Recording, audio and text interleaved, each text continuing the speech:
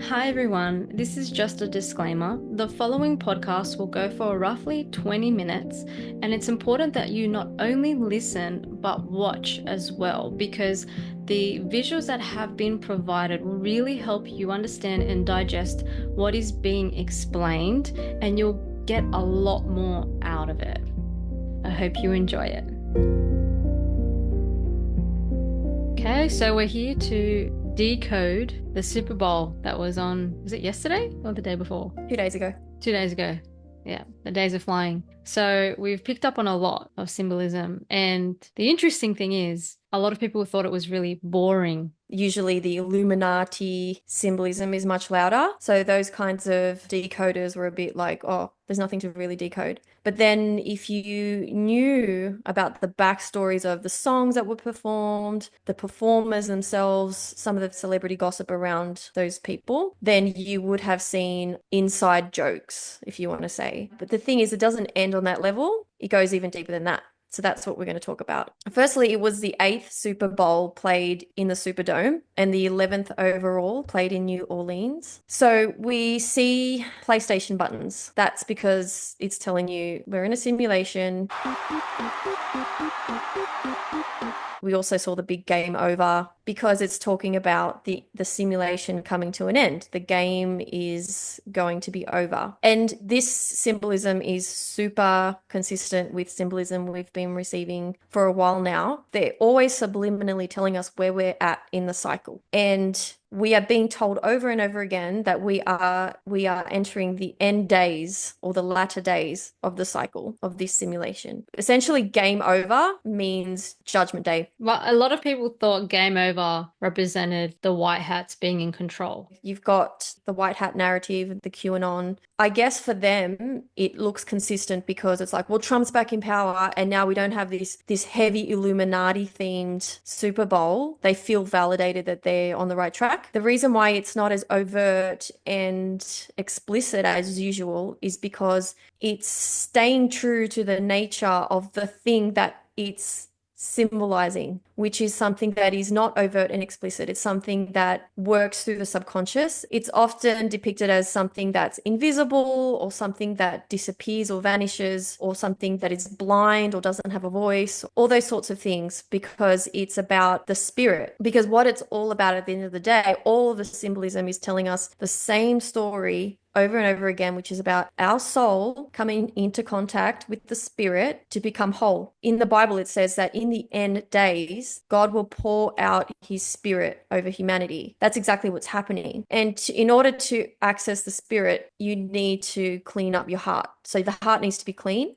Otherwise, the spirit can't come in. So, like, I had some people say to me, maybe the score will be 8-11 or 11-8. And I'm like, no, it's not going to be that explicit. And in the end, it ended up being 22 and 40. If you multiply 22 and 40, you get 880. Drop the zero, you've got 88. 88 is 8 times 11. All along the way, all the symbolism is like that. It's not explicit in your face. It's not reaching either because it's ubiquitous. And that's what makes it so convincing because it's everywhere. It's actually more ubiquitous than any symbolism I've ever seen ever, the 8-11 stuff. The PlayStation theme is interesting because they just had a PlayStation outage a couple of days before. We had Australia's biggest network outage ever on November 8, 2023. Well, Australians are waking up to what could be Australia's biggest telco outage in living memory. And then we had a passport system outage at Sydney Airport on November 8, 2024. As many of you guys know, November 8, 2024 was actually a very pared back ritual because we very loudly called out the symbolism we were seeing in advance. And so because the spirit is invisible, it's often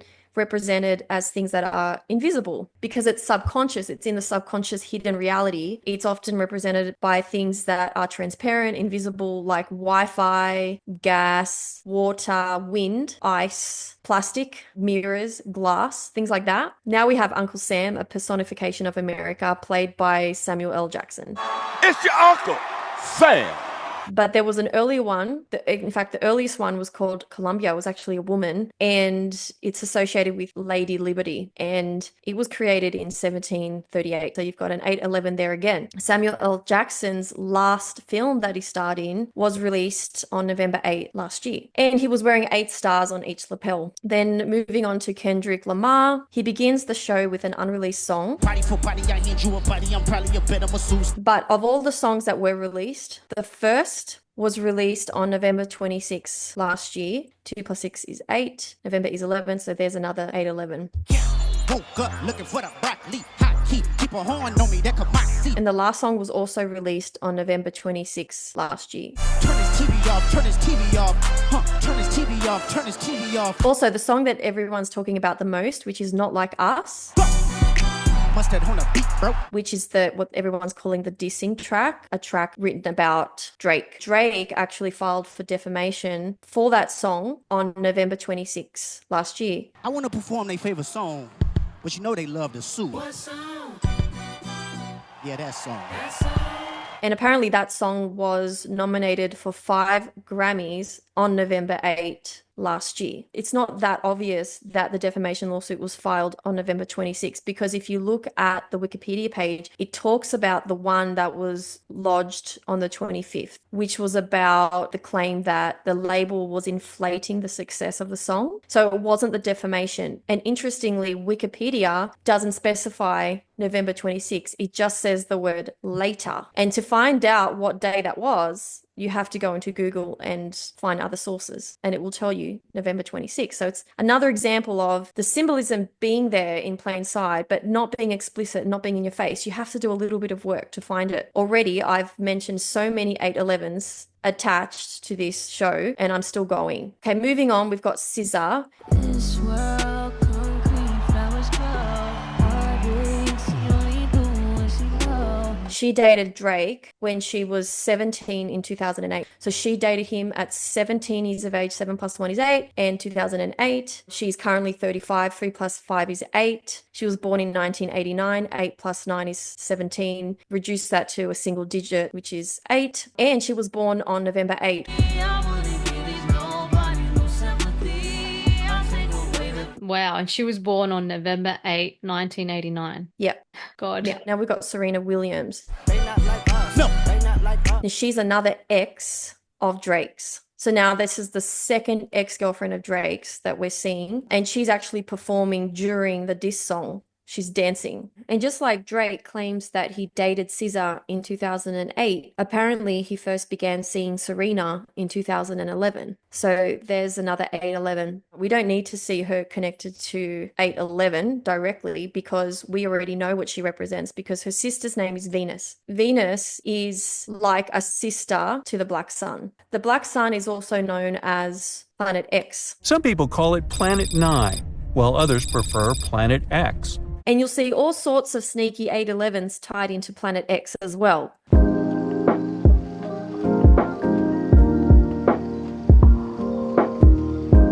Oh, and X-ray Day is November 8. It's called International Radiology Day. In the film that they made about Serena and Venus with Will Smith called King Richard. Big one Venus, little one Serena. Okay. Rick Macy and George. The house they live in, the house number equals 8 as well. Now, Drake, where was Drake during all this? Drake was actually in Australia, and it's his first visit in 8 years. I'm coming back to Australia the first time in 8 years. I'm just going to Australia for now. It's been 8 years. I haven't been back. So. Oh, wow. And apparently his crew were filmed watching the show at the Crown in Melbourne, a very symbolic place.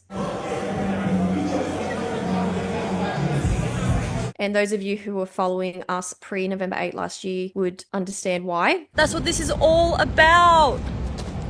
Okay? That is the heart. That's the heart, but it's the human heart. It's the dualistic heart. That up there, they call that the presidential suite, level 88. Man, what type of throw was that, Drake? What is it? Yo. I ain't gonna lie, that looks crazy though. The penthouse in Australia, look at that. Now, the New York Post on the front cover, they had listed that the Super Bowl was on pages 8 to 11. The score was predicted by Tate McRae. No, it's going to be 40 and 22. Who's winning? Obviously Philly. So phonetically, she has the word Ray in her name and also 8 because she's Tate McRae. And we were talking about Tate before November 8 and her music video. There's a lot of 8 symbolism and she's on an ice rink.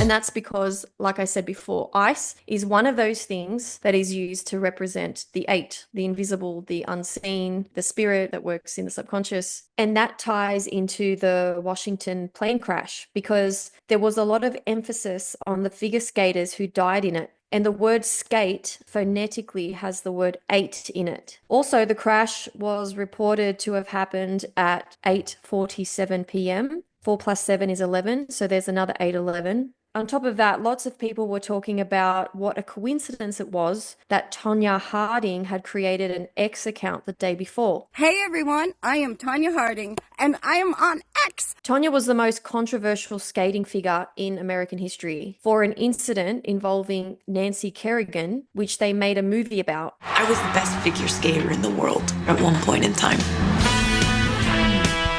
Because Nancy was her competitor to enter the Olympic team. And when Tonya made the cut for the team, she went on to win 8th place at the Olympics. There's a lot of people online discussing the helicopter and where it came from.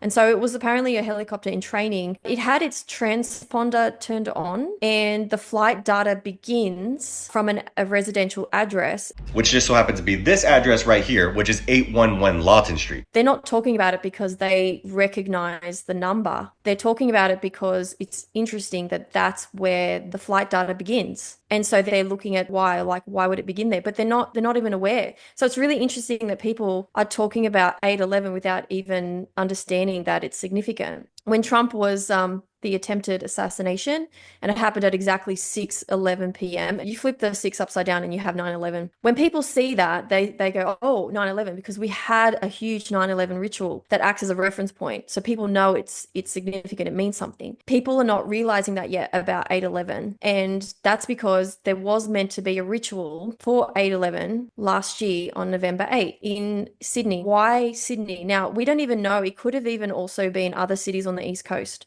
There was a lot of symbolism in Brisbane, in Melbourne, but we know that Sydney was definitely something was meant to happen. The reason why we know that is because we live here. So it was just obvious we could see it in the symbolism. And had we not withdrawn our subconscious consent to it, then people would have a reference and they would probably be spotting all the 8/11 symbolism and would continue to. That would have grabbed the world's attention for sure. Following a dramatic boat explosion on Sydney Harbour. Following a dramatic boat explosion on Sydney Harbour. Following a dramatic boat explosion on Sydney Harbour. Following a dramatic boat explosion on Sydney Harbour. I mean, I had been teaching symbolism on Instagram since April. And then in August, we started to pick up on the fact that something seemed to have been planned. And then the symbolism escalated. We kept watching it, and it wasn't just like, it was a whole community of us. People were learning how to see it for themselves, and they were seeing it for themselves. There's a yes. Shrimp on the Barbie?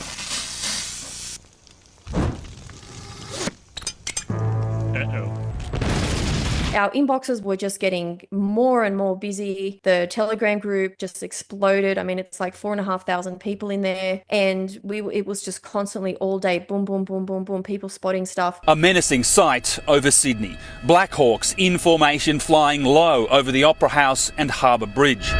We can die now. We were essentially sharing what everyone was sending us and what everyone was posting in the Telegram. So everyone was watching our accounts to see what everyone was finding. 90% of what we were posting wasn't what we were finding. It was what other people were finding. We were just like a point where everything came together. It started on a cold November day, back when you could actually see snow outside of a museum.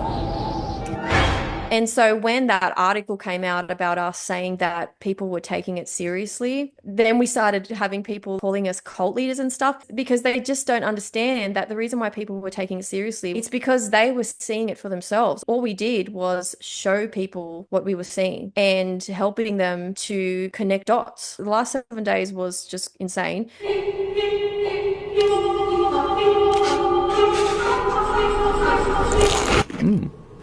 The 24 hours before was terrifying.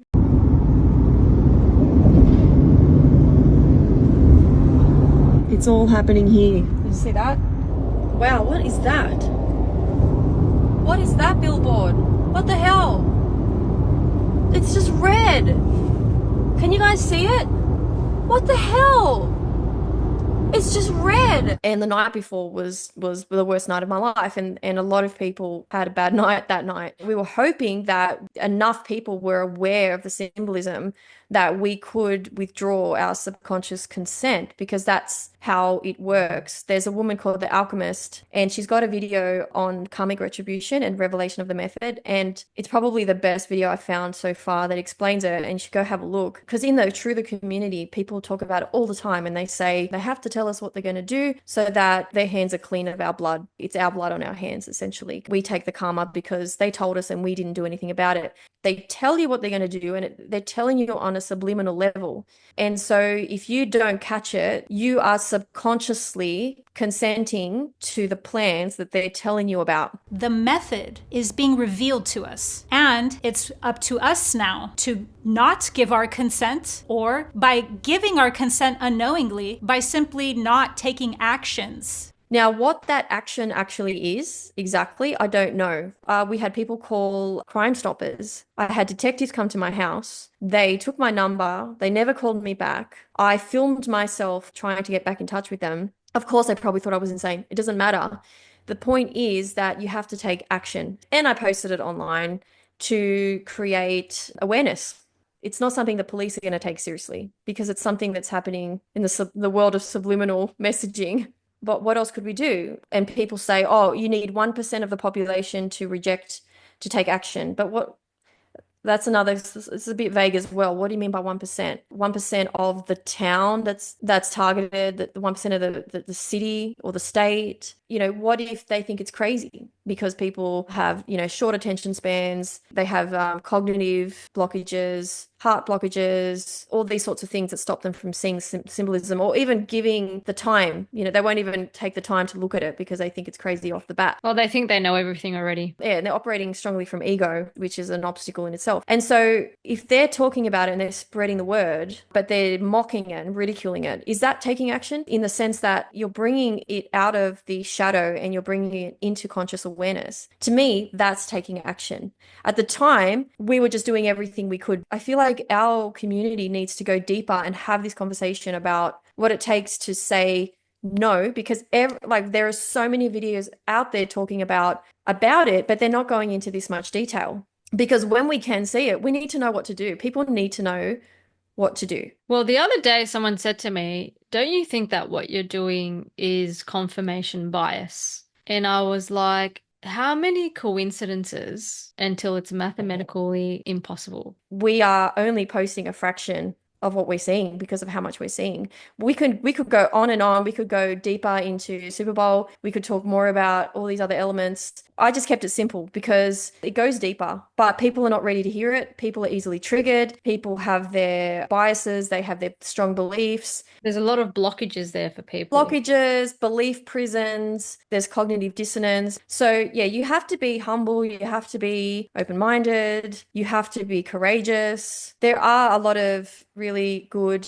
people out there who are hungry for the truth, and they're willing to go into uncharted territory, and they care more about people's lives and people's opinions. It's like what we're doing is casting like a really wide net, and then we're catching a lot of fish, and then there's a lot of bad fish in there. We're just throwing them back in the ocean and we're keeping the good ones.